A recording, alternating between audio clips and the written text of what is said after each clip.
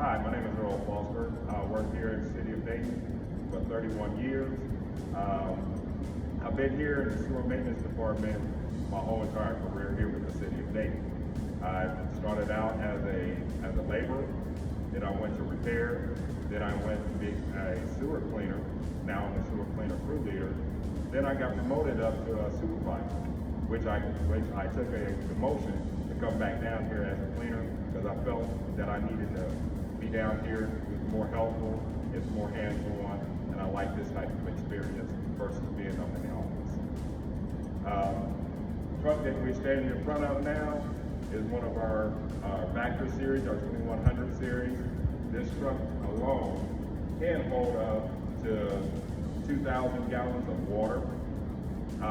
We use water to clean our sanitary line.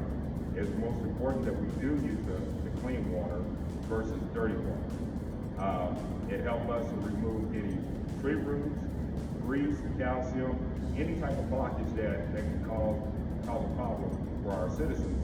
So we're out there trying to make sure that we prevent that from happening. These trucks can flush up to 80 gallons per minute. That's a lot of water coming through the sewer system. And we routinely do that every 6 months to make sure that we clean our sanitary sewers. We clean all the way from 8-inch all the way up to a 64-inch force main. These trucks right here have a dual combination unit. This is a flusher, Vector, and a hydro excavation truck. We can do digs, we can do catch basins, we can do sanitary lines as well. The most thing I like about this job is the people that I work with. The people here are very, very, very knowledgeable about their job. They're very helpful. They're very skillful.